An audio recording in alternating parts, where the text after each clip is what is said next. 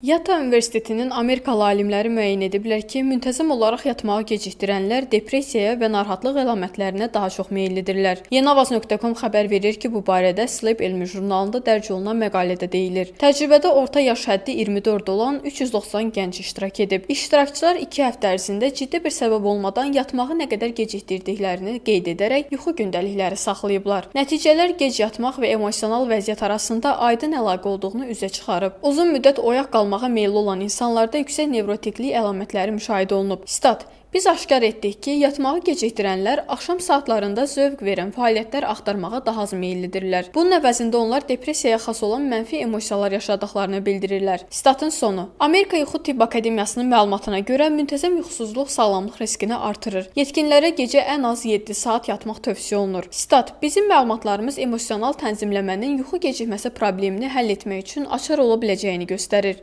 Statın sonu.